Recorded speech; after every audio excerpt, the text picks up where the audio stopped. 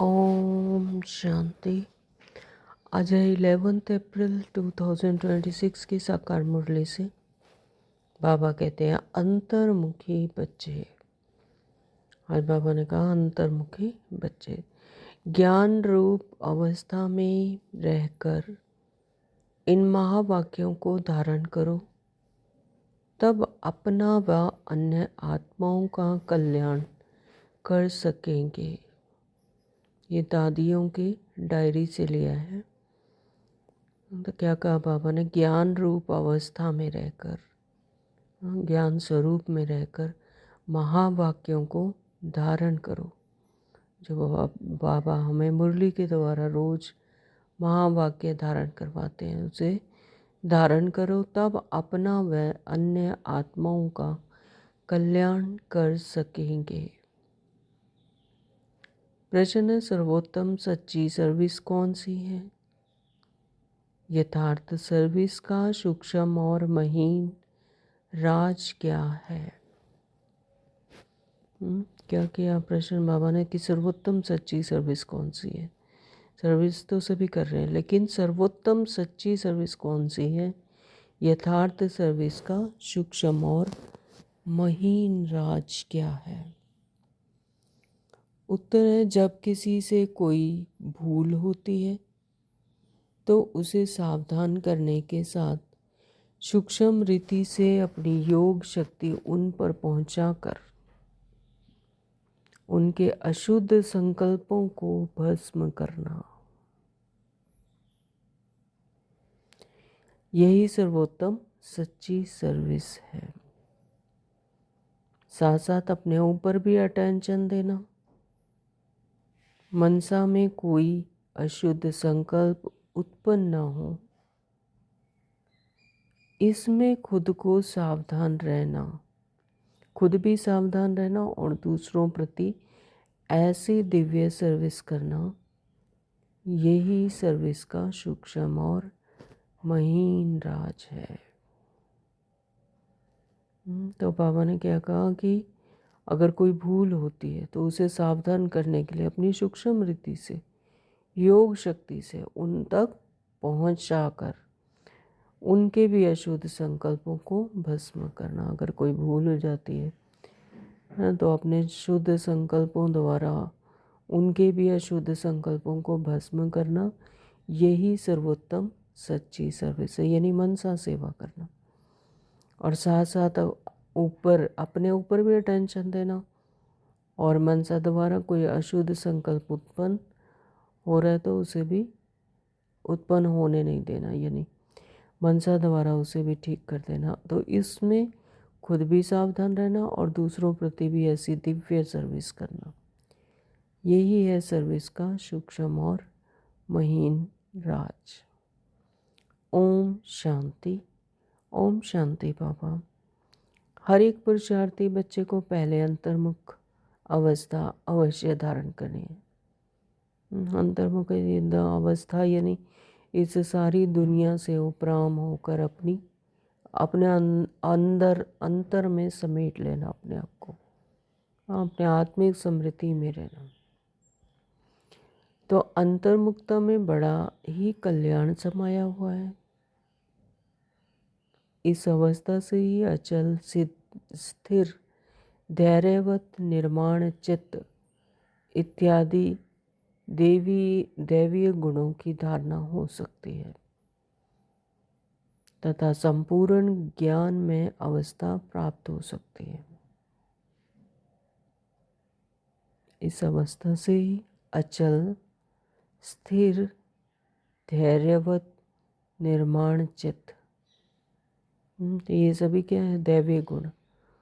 तो इन सब गुणों की धारणा हो सकती है तथा अपना संपूर्ण ज्ञान में अवस्था प्राप्त हो सकती है। कौन कौन से गुण हैं? अचल स्थिर धैर्यवत और निर्माण चित्त। अंतर्मुख न होने के कारण वह संपूर्ण ज्ञान रूप अवस्था नहीं प्राप्त होती, क्योंकि जो भी कुछ महावाक्य सम्मुख सुने जाते हैं, अगर उसे गहराई में जाकर ग्रहण नहीं करते तो सिर्फ उन महावाक्यों को सुनकर रिपीट कर देते हैं तो वह महावाक्य वाक्य हो जाते हैं। तो महावाक्य सुने तो उसको गहराई में जाकर उसको ग्रहण करके उसका स्वरूप बनना। अगर सिर्फ महावाक्यों को सुनकर रिपीट ही कर देते हैं तो फिर तो वो वाक्य ही रह गए, महावाक्य नहीं हुए। तो जो ज्ञान रूप अवस्था में रहकर महावाक्य नहीं सुने जाते तो उन महावाक्यों का माया का परछाया पड़ जाता है, उन महावाक्यों पर माया का परछाया पड़ जाता है। तो जो ज्ञान रूप अवस्था में रहकर महावाक्य नहीं सुने जाते तो उन वाक्यों पर माया का परछाया पड़ जाता है, यानी उसका मीनिंग ही चेंज हो जाता है। क्यों? क्योंकि अपनी अवस्था, अपना ज्ञान स्वरूप की अवस्था में नहीं है, अपनी आत्मिक स्मृति में नहीं है ना। तो शब्दों का भाव ही चेंज हो जाता है, तो यानी जैसे माया का परछाया पड़ जाता है।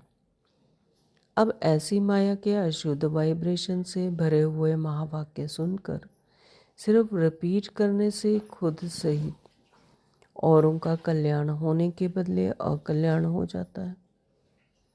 तो माया का अगर परछाया पड़ा, माया के अशुद्ध वाइब्रेशन से भरे हुए महावाक्य सुनकर और सिर्फ रिपीट करने से फिर क्या होता है, खुद सहित खुद का भी और औरों का भी कल्याण होने के बदले अकल्याण हो जाते हैं, सर्विस के बदले डिसर्विस हो जाती है। इसलिए हे बच्चों, एकदम अंतर्मुखी बन जाओ। तो ये जो अशुद्ध वाइब्रेशन है इससे डिटैच होकर अपने अंतर में ही समा जाओ, अंतर्मुखी बन जाओ, आत्मिक स्मृति में रहो। आपका यह मन मंदिर सदृश है। जैसे मंदिर में से सदैव खुशबू आती है, ऐसे मन मंदिर जब पवित्र बनता है तो संकल्प भी पवित्र इमर्ज होते हैं। तो जहाँ पवित्रता है, मन मंदिर जब पवित्र बनता है तो संकल्प भी कैसे इमर्ज होते हैं, पवित्र। जैसे मंदिरों में सिर्फ पवित्र देवी देवताओं के चित्र रखे जाते हैं, ना कि दैत्यों के। हाँ, तो मंदिरों में दैत्यों के तो नहीं चित्र रखे जाते, देवी देवताओं के रहते हैं। इसीलिए वायुमंडल भी कैसा होता है, पवित्र होता है। तो ऐसे तुम बच्चे अपने मन व दिल रूपी मंदिर को सर्व ईश्वरीय गुणों की मूर्तियों से सजा दो। तो कितना सुंदर बताया बाबा ने कि मन और दिल रूपी मंदिर है ना, तो उसको भी गुणों की मूर्तियों से सजा दो। एक बाबा कहते हैं कि हमारा जो मन और दिल है वो क्या है, एक वेसल है, यानी फ्लावर पॉट है ना। उसमें हमें क्या धारण करने चाहिए, सुंदर सुंदर फूल धारण करने हैं, हमें कोई व्यर्थ की बातें नहीं धारण करनी। इसी तरह से बाबा कहते हैं अपने मन और दिल को, के दिल रूपी मंदिर को सर्व ईश्वरीय गुणों की मूर्तियों से सजा दो। वे गुण कौन से हैं? निर्मोह, निर्लोभ, निर्भय, धैर्यवत, निरहंकार इत्यादि, क्योंकि यह सब तुम्हारे ही दिव्य लक्षण हैं। तो जब इन ईश्वरीय गुणों से की मूर्तियों से सजा देंगे तो वो अपने आप ही पावरफुल, वंडरफुल दिल और मन मंदिर बन जाएगा। तो उसमें संकल्प भी कैसे इमर्ज होंगे, पवित्र दैवीय गुणों वाले। तो क्योंकि यह सब तुम्हारे ही तो दिव्य लक्षण है, आप बच्चों को अपने मन मंदिर को उजियारा अर्थात संपूर्ण शुद्ध बनाना है। जब मन मंदिर उजियारा बने तब ही अपने उजियारे प्यारे वैकुंठ देश में चल सके।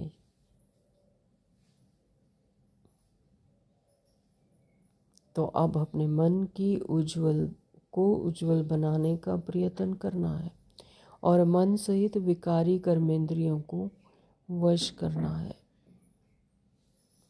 परंतु ना सिर्फ अपना मगर अन्य प्रति भी यही दिव्य सर्विस करनी।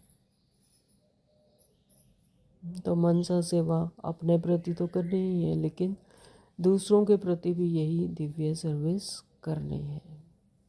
मन सहित विकारी कर्मेंद्रियों को वश करना है और अपने मन को उज्जवल बनाने का प्रयत्न करना। वास्तव में सर्विस का अर्थ अति सूक्ष्म और महीन है।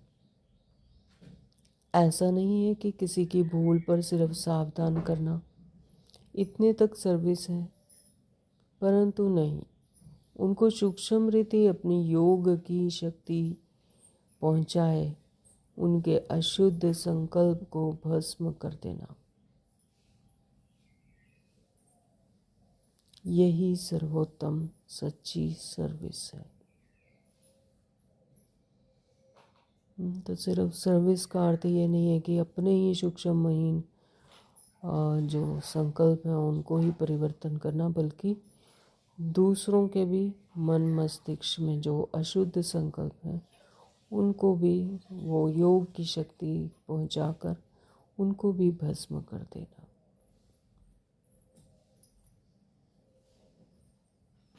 तो यही है सर्वोत्तम सच्ची सर्विस। और साथ साथ अपने ऊपर भी अटेंशन रखना है कि मेरी मनसा शक्ति इतनी पावरफुल हो, मेरी मनोवृत्ति इतनी पावरफुल हो कि दूसरों के भी संकल्प, अशुद्ध संकल्प चेंज होकर शुद्ध संकल्प बन जाए। ये है सच्ची सर्विस। ना सिर्फ वाचा अथवा कर्मणा तक मगर मनसा में भी कोई अशुद्ध संकल्प उत्पन्न होता है तो उनका वाइब्रेशन अन्य के पास जाए सूक्ष्म रीति अकल्याण करता है।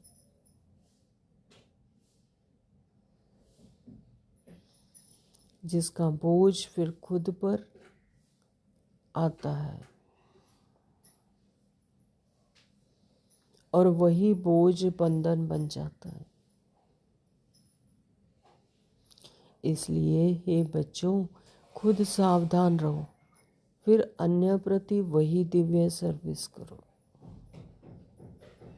कि अगर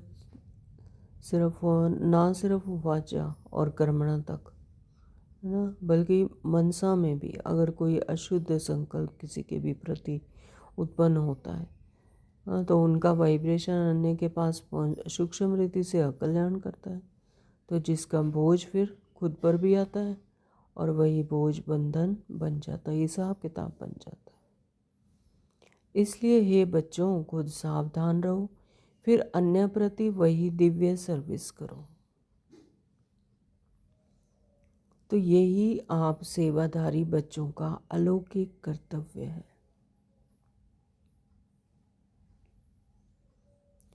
ऐसी सर्विस करने वालों को फिर अपने प्रति कोई भी सर्विस नहीं लेनी है।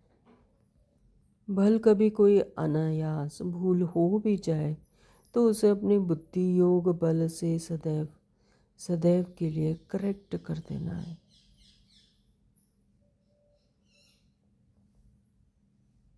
तो मन से सेवा करने है, यानी बुद्धि योग बल से सदैव के लिए उसको करेक्ट कर देना है।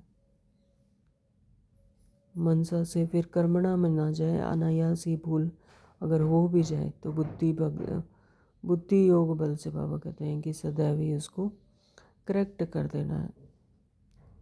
तो वो अशुद्ध संकल्प अपने प्रति भी और दूसरों के प्रति भी शुद्ध बन जाए। ऐसा तीव्र पुरुषार्थ थोड़ा भी इशारा मिलने से शीघ्र महसूस करके परिवर्तन कर लेता है। ऐसा तीव्र पुरुषार्थी थोड़ा सा भी इशारा मिलने से शीघ्र ही महसूस करके उसे परिवर्तन कर लेता है और आगे के लिए अच्छी रीति अटेंशन रख चलता है। यही विशाल बुद्धि बच्चों का कर्तव्य है। हे मेरे प्राणों, परमात्मा द्वारा रचे हुए इस अविनाशी राजस्व ज्ञान यज्ञ प्रति तन मन धन को संपूर्ण रीति से स्वाहा करने का राज बहुत महीन है। जिस घड़ी आप कहते हो कि मैं तन मन धन सहित यज्ञ में स्वाहा अर्थात अर्पण हो मर चुका, तो उस घड़ी से लेकर अपना कुछ भी नहीं रहता। उसमें भी पहले तन मन को संपूर्ण रीति से सर्विस में लगाना है। जब सब कुछ यज्ञ अथवा परमात्मा के प्रति है तो फिर अपने प्रति कुछ रह नहीं सकता। तो यज्ञ में सब कुछ ईश्वरीय प्रति परमात्मा प्रति है, तो फिर अपने प्रति तो कुछ रह नहीं सकता। धन भी व्यर्थ ही नहीं गवा सकते, मन भी अशुद्ध संकल्प विकल्प तरफ दौड़ नहीं सकता, क्योंकि परमात्मा को अर्पण कर दिया।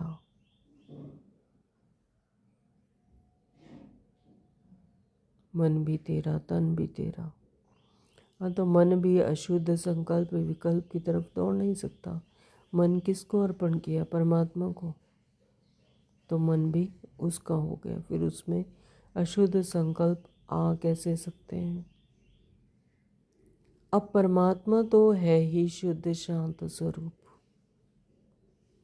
इस कारण अशुद्ध संकल्प स्वतः शांत हो जाते हैं। अगर मन माया के हाथ में दे देते हो तो माया वैरायटी रूप होने के कारण अनेक प्रकारों के विकल्प उत्पन्न कर मन रूपी घोड़े पर आए सवारी करती है।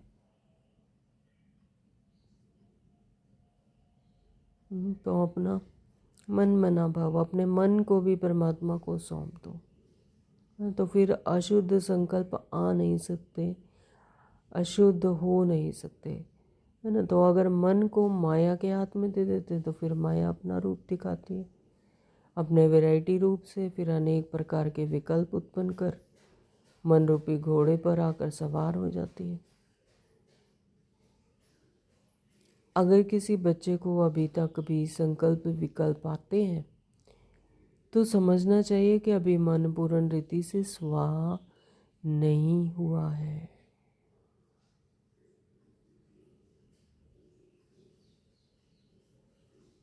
तो ये पहचान है कि मन को अभी समर्पण नहीं किया। अगर मन में अभी भी संकल्प विकल्प आते हैं तो समझना चाहिए मन अभी पूर्ण रीति से स्वाहा नहीं हुआ है, अर्थात ईश्वरीय मन नहीं बना है। इसलिए हे सर्वत्यागी बच्चों, इन गुह्य राजों को समझ कर्म करते साक्षी हो, खुद को देख, बहुत खबरदारी से चलना है। बाबा ने मुरली बहुत गहरी चलाई है, तो इन गहरे राजों को समझकर बाबा कहते कर्म करते हुए साक्षी हो, खुद को देख, बहुत खबरदारी से चलना है, स्वयं के प्रति भी और औरों के प्रति भी, बाकी जो आत्मा है उनके प्रति भी। तो स्वयं गोपी वल्लभ तुम अपने प्रिय गोप गोपियों को समझा रहे हो कि तुम हर एक का वास्तविक सच्चा प्रेम कौन सा है। हे प्राणों, तुम्हें एक दो की प्रेम भरी सावधानी को स्वीकार करना है। जितना प्रिय फूल उतना ही श्रेष्ठ परवरिश। फूल को वैल्यूएबल बनाने अर्थ माली को कांटों से निकालना ही पड़ता है। हाँ, तो वैसे तुम्हें भी जब कोई सावधानी देता है तो समझना चाहिए कि जिससे जैसे कि उसने मेरी परवरिश की, अर्थात मेरी सर्विस की। तो कोई हमें अगर सावधानी देता है, हमारे कोई समझानी देता है, तो ऐसा समझना चाहिए कि उसने हमारी सर्विस की, मेरी सर्विस की, अर्थात मेरी सर्विस की, परवरिश की। तो उस सर्विस अथवा परवरिश को रिकॉर्ड देना है। यही संपूर्ण बनने की युक्ति है। यही ज्ञान सहित आंतरिक सच्चा प्रेम है। इस दिव्य प्रेम में एक दो के लिए बहुत रिगार्ड होना चाहिए। हर एक बात में पहले खुद को ही सावधान करना है। यही निर्माण चित्त अति मधुर अवस्था है। ऐसे प्रेम पूर्वक चलने से तुम्हें जैसे यहाँ ही वे सतयुग के सुहावने दिन आंतरिक महसूसता होंगे। वहाँ तो यह प्रेम नेचुरल रहता है, परंतु इस संगम के स्वीटेस्ट समय पर एक दो के लिए सर्विस करने का यह अति मीठा रमणीक प्रेम है। यही शुद्ध प्रेम जग में गाया हुआ है। तुम हर एक चैतन्य फूलों को हरदम हर्षित मुख हो रहना है, क्योंकि निश्चय बुद्धि होने के कारण तुम्हारी नस नस में संपूर्ण ईश्वरीय ताकत समाई हुई है। ऐसी आकर्षण शक्ति अपना दिव्य चमत्कार अवश्य निकालती है। जैसे छोटे निर्दोष बच्चे शुद्ध पवित्र होने के कारण सदैव हंसते रहते हैं। एक छोटा बच्चा वो सभी को आकर्षित करता है, सभी उसके प्रति प्रेम अपना प्रदर्शन करते हैं, है ना। क्यों? क्योंकि उसका शुद्ध पवित्र मन है। अब वो शुद्ध पवित्र होने के कारण क्या करते हैं? सदैव हंसते रहते हैं और अपने रमणीक चरित्र से सबको बहुत खींचते हैं। वैसे तुम हर एक की ऐसी ईश्वरीय रमणीक जीवन होनी चाहिए। हर किसी के प्रति मेरा एक एक संकल्प शुद्ध, अपने प्रति दूसरों के प्रति भी शुद्ध संकल्प, और अपने मनसा सेवा से अशुद्धता को, अशुद्ध संकल्प को शुद्धता में परिवर्तन करना, शुद्ध संकल्प में परिवर्तन कर देना। इसके लिए तो मैं किसी भी युक्ति से अपने आसुरी स्वभावों पर जीत प्राप्त करनी है।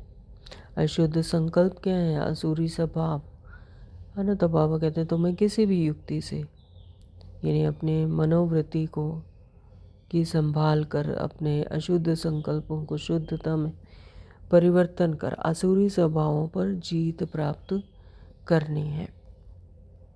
जब कोई को देखो कि यह क्रोध विकार के वश हो मेरे सामने आता है, तो उनके सामने ज्ञान रूप हो बचपन की मीठी रीति से मुस्कुराते रहो,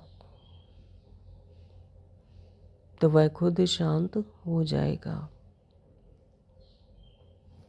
अर्थात विस्मृति स्वरूप से स्मृति में आ जाएगा। भले उनको पता ना पड़े, लेकिन सूक्ष्म रीति से उनके ऊपर जीत पाकर मालिक बन जाना। तो यही मालिक और बालकपन की सर्वोच्च शिरोमणि विधि है। मुझे एक बीके बहन है, उनकी बात याद आ गई कि उन्होंने कहा कि सेंटर संभालती हैं, तो वहाँ पर क्या हुआ कि रात को कोई गीता पाठशाला होगी, तो रात को कोई चोर आ गया। तो चोर आ गया तो उन्होंने देख लिया कि बाहर कोई है, तो रात को उन्होंने दरवाज़ा खोल दिया, हिम्मत करके दरवाज़ा खोल दिया। और वो जो चोर है वो उनको डराने की कोशिश कर रहा था, उनके और नज़दीक आ गया। तो जो वो बहन थी, उन्होंने भी हिम्मत से, है ना, तो डर वो भी रहे थे, लेकिन हिम्मत की और उन्होंने अंदर ही अंदर, मतलब अंतर्मुख होकर पर बाबा को बुलाया कि बाबा आओ। तो इतने में क्या हुआ कि वो चोर जो है उसको पता नहीं क्या हुआ कि वो जैसे कांपने लग गया और उसकी स्थिति ऐसे हो गई कि जैसे वो बहुत डर रहा है। तो ये था बाबा का कमाल। अब इन्होंने क्या सोचा कि शायद ये बहुत ज़्यादा डर गया है कि इसको मैं पानी पूछूं, है ना। तो उन्होंने ऐसा सोचा कि बहुत ज़्यादा डर गया है तो वो बिल्कुल शिवरिंग में था, जैसे कांप रहा था बिल्कुल। तो उनको पानी पूछने लगी। तो वो जो चोर है वो दूसरे दरवाजे से भाग गया। ये था चमत्कार, है ना, परमात्मा का, बाबा का। तो ऐसा ही होता है जब हम अपने मनोवृत्ति से अपनी ही मनोवृत्ति पर जब अड़िग रहते हैं, चल रहते हैं, अडोल रहते हैं, है ना, हमारा संकल्प दूसरों के प्रति शुद्ध हो, तो वहाँ पर भी ऑटोमेटिकली वो चेंज हो जाता है, उनका भी शुद्ध हो जाता है। तो वही बाबा ने कहा कि भले उनको पता भी ना पड़े, लेकिन सूक्ष्म रीति से उनके ऊपर जीत पाकर मालिक बन जाना, यही मालिक और बालकपन की सर्वोच्च शिरोमणि विधि है। ईश्वर जैसे संपूर्ण ज्ञान रूप, वैसे फिर संपूर्ण प्रेम रूप भी है। तो ईश्वर ज्ञान रूप भी है और प्रेम रूप भी है। तो ईश्वर में दोनों ही क्वालिटीज समाई हुई हैं, परंतु फर्स्ट ज्ञान, सेकंड प्रेम। लेकिन पहले क्या है? ज्ञान, और सेकंड क्या है? प्रेम। अगर कोई पहले ज्ञान रूप बनने बगैर सिर्फ प्रेम रूप बन जाता है तो वह प्रेम अशुद्ध खाते में ले जाता है। तो प्रेम भी क्या हो? ज्ञान स्वरूप हो। पहले ज्ञान रूप, फिर प्रेम रूप। इसलिए प्रेम को मर्ज कर पहले ज्ञान रूप बन भिन्न भिन्न रूपों में आई हुई माया पर जीत पाकर पीछे प्रेम रूप बनना है। अगर ज्ञान बगैर प्रेम में आए तो कहाँ विचलित भी हो जाएंगे। जैसे अगर कोई ज्ञान रूप बनने के बगैर ध्यान में जाते हैं तो कई बार माया में फंस जाते हैं। इसलिए बाबा कहते हैं, बच्चे, यह ध्यान भी एक सूत की जंजीर है। सूत की जंजीर यानी धागा। तो परंतु ज्ञान रूप बन पीछे ध्यान में जाने से अति मौज का अनुभव होता है। पहले ज्ञान रूप, फिर प्रेम स्वरूप, है ना। तो फिर बाबा कहते हैं अति मौज का अनुभव होता है। तो जो पहले ज्ञान, पीछे है ध्यान। ध्यानिष्ठ अवस्था में ज्ञानिष्ठ अवस्था श्रेष्ठ है। एक होता है ध्यान और एक होता है ज्ञान, है ना। तो ध्यानिष्ठ अवस्था से ज्ञानिष्ठ, जिसमें ज्ञान है, ज्ञानिष्ठ अवस्था श्रेष्ठ है। इसलिए ये बच्चों, पहले ज्ञान रूप बन फिर प्रेम इमर्ज करना है। ज्ञान बगैर सिर्फ प्रेम इस पुरुषार्थी जीवन में विघ्न डालता है। तो पहले ज्ञान स्वरूप बनना, फिर प्रेम स्वरूप। अगर ज्ञान बगैर सिर्फ प्रेम स्वरूप ही बनते रहे तो फिर पुरुषार्थी जीवन में यह विघ्न डालता है। साक्षीपन की अवस्था अति मीठी, रमणीक और सुंदर है। साक्षीपन यानी मैं आत्मा, है ना, तो सारी सृष्टि को साक्षीपन की अवस्था से देख रही हूँ। तो ये ऐसे ही है जैसे कि कोई मूवी देखते हैं या कोई नाटक देख रहे हैं, तो उसमें हमारा कोई इन्वॉल्वमेंट नहीं है, सिर्फ हम देख रहे हैं और उसको एंजॉय कर रहे हैं। तो सेम ऐसे ही साक्षीपन की अवस्था अति मीठी, रमणीक और सुंदर है। इस अवस्था पर ही आगे की जीवन का सारा मदार है। जैसे कोई के पास कोई शारीरिक भोगना आती है तो उस समय अगर वह साक्षी होकर सुख रूप अवस्था में उपस्थित हो जाए, क्योंकि ये मैं आत्मा नहीं, ये शरीर भोग रहा है, उससे उपराम होकर उसे भोगता है तो पास्ट कर्मों का भोग चुकतू भी करता है। साक्षीपन की अवस्था। और साथ साथ फ्यूचर के लिए सुख का हिसाब भी बनाता है। तो उसको वो आत्मा नहीं भोग रही, शरीर भोग रहा है। जब उससे डिटैच होते हैं फिर उसकी भोगना नहीं होती, है ना। तो सुख का हिसाब भी बनता है, फ्यूचर के लिए भी सुख का हिसाब बनाता है।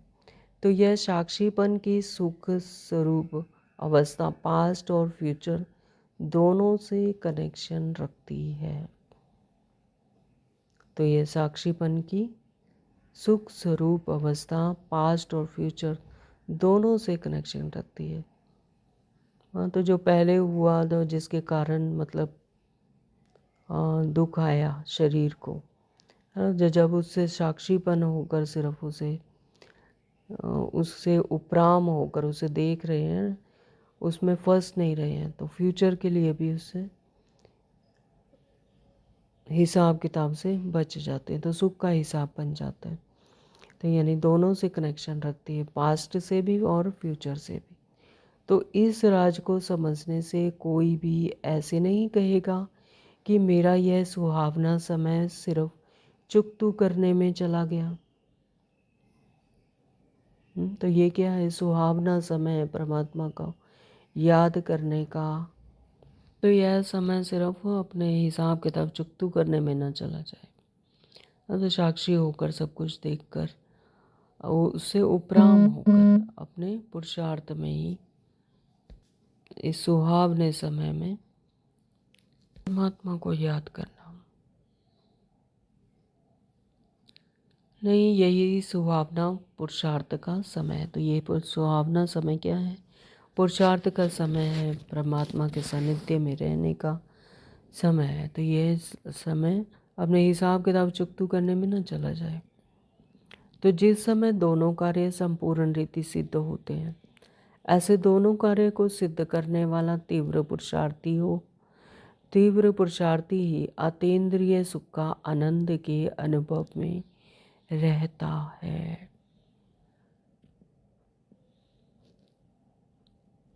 तो ऐसे दोनों कार्य को सिद्ध करने वाला तीव्र पुरुषार्थी ही अतीन्द्रिय सुख का आनंद के अनुभव में रहता है। ये समय क्या है, अतीन्द्रिय सुख में रहने का, आनंद में रहने का, पुरुषार्थ करने का, ना कि हिसाब किताब चुकतू करने का। तो यह समय हिसाब किताब चुकतू करने में ना चला जाए। वो कैसे होगा, जब साक्षीपन की स्थिति हो जाती है, जब सब चीज़ से दुनियावी रोल को रोल ही समझना और उससे डिटैच होकर अपने अतीन्द्रिय सुख में रहना। हाँ, तो ये है तीव्र पुरुषार्थी ही अतीन्द्रिय सुख और आनंद के अनुभव को अनुभव करना, आनंद के अनुभव में रहना। तो इस वैरायटी विराट ड्रामा की हर एक बात में तुम बच्चों को संपूर्ण निश्चय होना चाहिए। ड्रामा क्या है, एक्यूरेट है, कल्याणकारी है। तो इसकी हर एक बात में संपूर्ण निश्चय होना चाहिए, क्योंकि यह बना बनाया ड्रामा बिल्कुल वफादार है। आज बाबा ने ड्रामा को वफादार कहा। ड्रामा एक्यूरेट है, कल्याणकारी है, इस पर पूरा निश्चय। ड्रामा वफादार है। देखो, यह ड्रामा हर एक जीव प्राणी से उनका पार्ट पूर्ण रीति से बजवाता है। तो जैसा ड्रामा में नूंद है, हर किसी का पार्ट इस सृष्टि चक्कर पर हम क्या है, ये कठपुतलियों का खेल चल रहा है। तो ड्रामानुसार हर एक कठपुतली अपना रोल वैसा ही प्ले करेगी, वैसा ही पूर्ण रीति से बजवाता है ड्रामा। भल कोई रॉन्ग है तो वह रॉन्ग पार्ट भी पूर्ण रीति से बजाता है। कोई रावण का रोल कर रहा है, कोई विलेन का रोल कर रहा है, तो वो अपना पूर्ण रीति से वही अपना रोल प्ले करेगा। तो यह भी ड्रामा की नूंद है। जब रॉन्ग और राइट दोनों ही प्लान में नूंदे हुए हैं, जब वो प्लान में मतलब प्लान बना हुआ है, चाहे राइट है चाहे रॉन्ग, वो तो अपना रोल प्ले कर रहे हैं। तो वो दोनों ही नूंदे हुए हैं। तो जो फिर कोई बात में संशय उठाना, यह ज्ञान नहीं है। जी बाबा। तो जब ये समझ है कि ड्रामा प्लान अनुसार ही सब कुछ चल रहा है, चाहे कोई रॉन्ग है चाहे राइट है, सब ड्रामा अनुसार अपना रोल प्ले कर रहे हैं, तो फिर उसमें संशय नहीं आना चाहिए। अगर संशय उठाया तो फिर ये ज्ञान नहीं है, क्योंकि हर एक एक्टर अपना अपना पार्ट बजा रहा है। क्यों, क्या, कैसे, क्या, तो ये सब क्या है? ड्रामा पर निश्चय नहीं है, ड्रामा पर क्वेश्चन उठाना, तो ये ज्ञान नहीं है। हर कोई अपना पार्ट एक्यूरेट बजा रहा है। तो जैसे बाइस्कोप में अनेक भिन्न भिन्न नाम रूपधारी एक्टर्स अपनी अपनी एक्टिंग करते हैं, तो उनको देख कर किसी से नफरत आए और किसी से हर्षित हुए, तो ऐसा नहीं होता है। मूवी देख रहे हैं, कोई नाटक देख रहे हैं, तो ये खेल है, उसमें हर एक अपना अपना एक्टिंग अपने रोल अनुसार कर रहा है ना। तो उसे देखकर कोई नफरत आए या किसी से हर्षित होवे, तो ऐसा नहीं होता है। पता ही है कि यह एक खेल है, हर एक को अपना अपना गुड व बैड पार्ट मिला हुआ है। कोई विलेन का रोल कर रहा है, कोई हीरो का कर रहा है। तो वैसे ही इस अनादि बने हुए बाइस्कोप को भी साक्षी हो, एक रस अवस्था से हर्षित मुख हो देखते रहना है। तो ये भी क्या है? अनादि बने हुए बाइस्कोप वर्ल्ड ड्रामा है, तो इसको भी साक्षी हो, एक रस अवस्था से हर्षित मुख से देखते रहना है। संगठन में यह पॉइंट बहुत अच्छी रीति धारण कर रही है। एक दो को ईश्वरीय रूप में देखना है, महसूसता का ज्ञान उठाए, सर्व ईश्वरीय गुणों को धारण करना है। अपने लक्ष्य स्वरूप की स्मृति से शांत चित्त, निर्माण चित्त, धैर्यवत, मिठास, शीतलता इत्यादि सर्व दैवीय गुण इमर्ज करने हैं। सभी का ईश्वरीय रूप से ही देखना है सभी को, कि मैं भी आत्मा और सराउंडिंग जो भी हैं अपने रोल में, उनके पीछे भी कौन है? आत्मा ही उनको लाइट शाइन कर रही है, उसके पीछे भी आत्मा। जब ये महसूसता का ज्ञान उठाते हैं तो फिर ईश्वरीय गुणों की धारणा करनी है। अपने लक्ष्य स्वरूप की स्मृति से शांत चित्त, निर्माण चित्त, धैर्यवत, मिठास, शीतलता इत्यादि सर्वदैवीय गुण इमर्ज करने हैं। धैर्यवत अवस्था धारण करने का मुख्य फाउंडेशन है वेट एंड सी।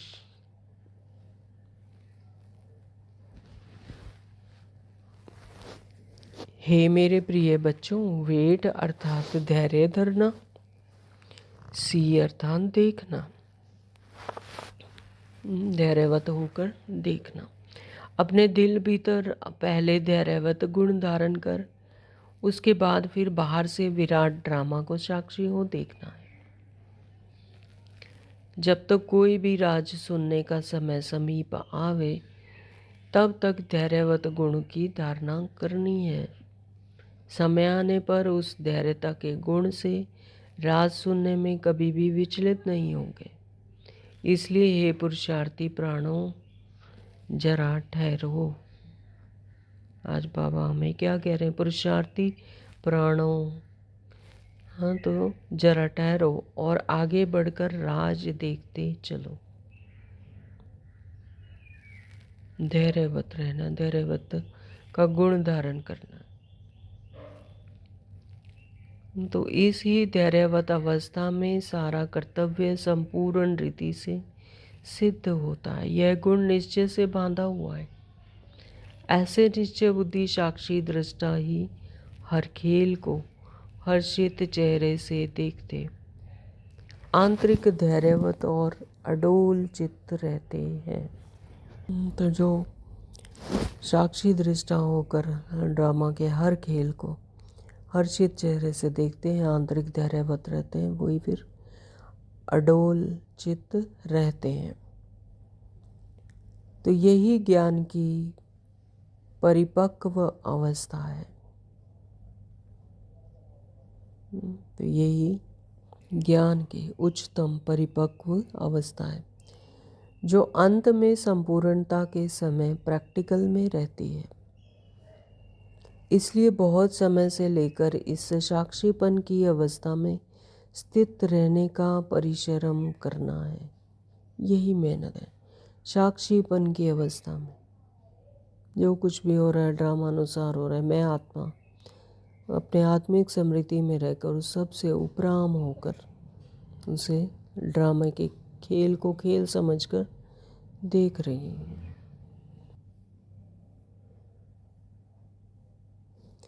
जैसे नाटक में एक्टर को अपना मिला हुआ पार्ट पूर्ण बजाने अर्थ आगे से ही रिहर्सल करनी पड़ती है, वैसे तुम प्रिय फूलों को भी आने वाली भारी परीक्षाओं में योग बल द्वारा पास होने के लिए आगे से ही रिहर्सल अवश्य करनी है।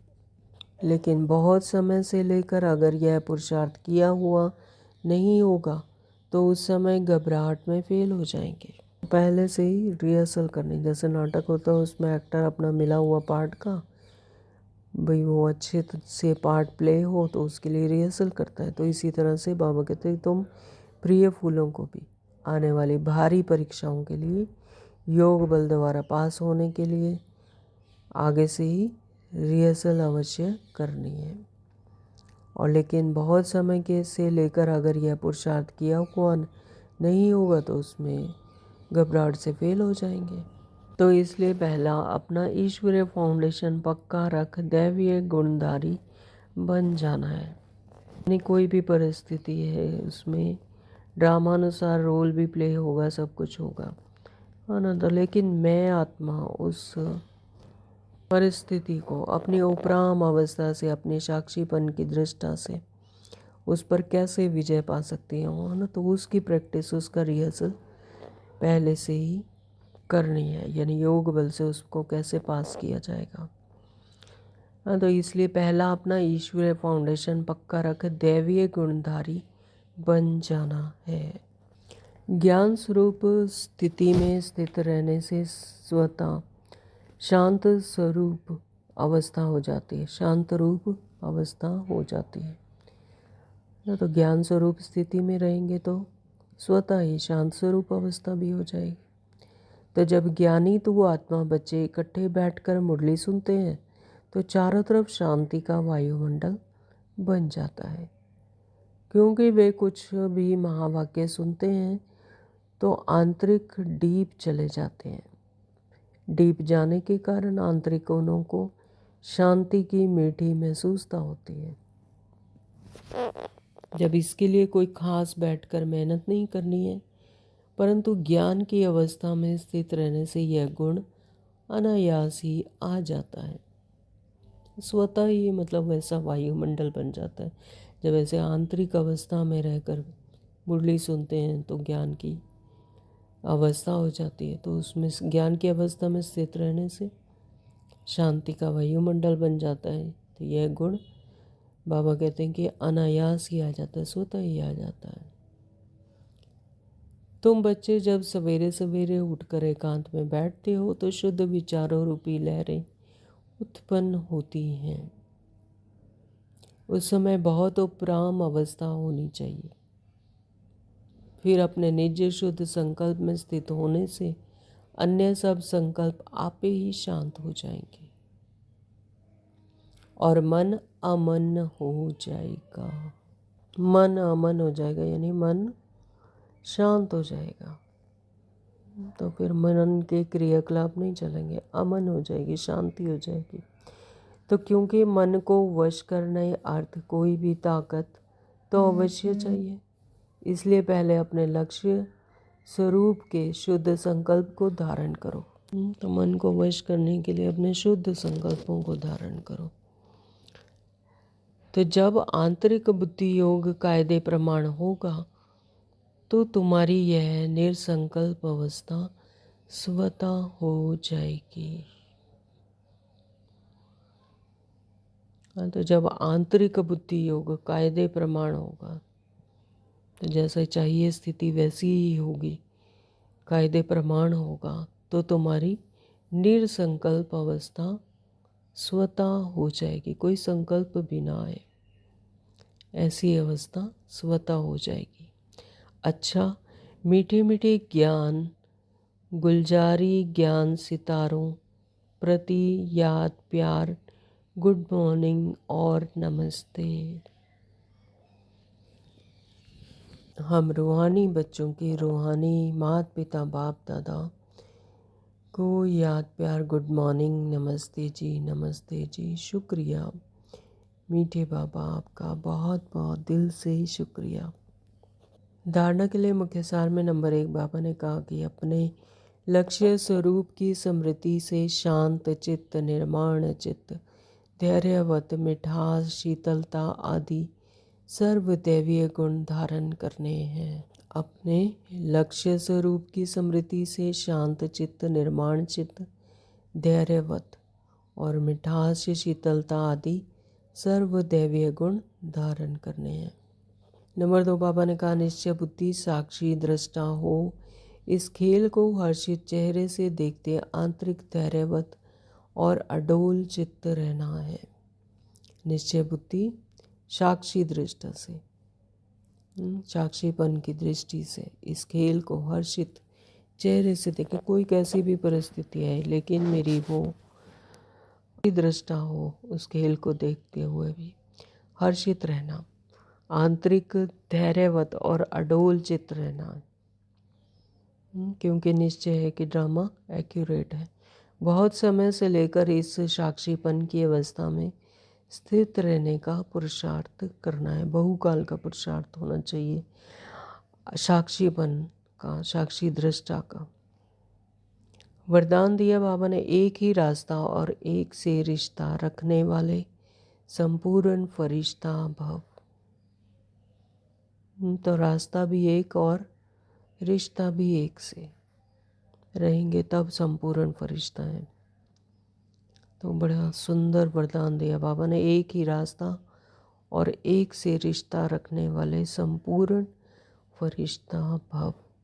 निराकार व साकार रूप से बुद्धि का संग व रिश्ता एक बाप से पक्का हो तो फरिश्ता बन जाएंगे। जिनके सर्व संबंध व सर्व रिश्ते एक के साथ हैं वही सदा फरिश्ते हैं। जैसे गवर्नमेंट रास्ते में बोर्ड लगा देती है कि यह रास्ता ब्लॉक है, तो ऐसे सब रास्ते ब्लॉक बंद कर दो तो बुद्धि का भटकना छूट जाएगा। जी बाबा, तो बाप दादा का यही फरमान है कि पहले सब रास्ते बंद कर दो। तो जब एक पर निश्चय है तो फिर बाकी सब रास्ते बंद हो जाएं। बाबा कहते हैं कि बाप दादा का ये फरमान है कि पहले सब रास्ते बंद करो, इससे सहज फरिश्ता बन जाएंगे। तो मंजिल जब एक है तो फिर रास्ता भी एक होगा। अगर अलग अलग रास्तों में भटकते रहे तो फिर मंजिल को पाना मुश्किल हो जाता है। तो इसलिए बाबा कहते हैं एक रास्ता, एक से रिश्ता, एक के साथ है तो फिर वही सदा फरिश्ते हैं। स्लोगन दिए सदा सेवा के उमंग उत्साह में रहना, यही माया से सेफ्टी का साधन है। सदा सेवा के उमंग उत्साह में रहना, तो यही माया से सेफ्टी का साधन है। ओम शांति। आज के ये अव्यक्त इशारे हैं। महान बनने के लिए मधुरता और नम्रता का गुण धारण करो। आपका बोल और स्वरूप दोनों साथ साथ हों। तो बोल जैसा बोल रहे हैं तो उसका स्वरूप भी साथ हो। तो बोल स्पष्ट भी हो, उसमें स्नेह भी हो, नम्रता भी हो और मधुरता भी हो। बोल स्पष्ट हो, स्नेह हो, नम्रता हो और मधुरता भी हो, सत्यता भी हो, लेकिन स्वरूप की नम्रता भी हो। तो जैसे बोल बोल रहे हैं तो वैसा स्वरूप भी हो, वैसा ही नज़र भी आए, तो ऐसे रूप से बाप को प्रत्यक्ष कर सकेंगे। निर्भय हो लेकिन बोल मर्यादा के अंदर हो। तो मर्यादा में हो, निर्भय हो, लेकिन बोल ऐसे ना हो कि मर्यादित ना हो। तो निर्भय हो लेकिन मर्यादा हो, मर्यादा में, मर्यादा के अंदर हो। तो जब इन दोनों बातों का बैलेंस हो तब कमाल दिखाई देगी। निर्भय भी हो और मर्यादित भी हो, फिर आपके शब्द कड़े नहीं मीठे लगेंगे। तो आज सारा दिन इस बात पर अटेंशन देना है कि मेरे बोल कितने मीठे हैं, कितने मर्यादित हैं, कितने निर्भीक हैं। हाँ, तो इसी रूप से फिर बाप को प्रत्यक्ष कर सकेंगे। तो बोल कैसे होने चाहिए? आपके बोल और स्वरूप दोनों साथ साथ हों। जैसा बोल बोल रहे हैं वैसा ही स्वरूप भी हो।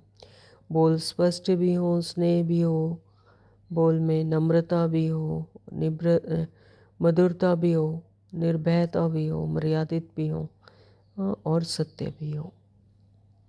तो अपने इन गुणों पर अटेंशन देंगे। ओम शांति। थैंक यू पापा।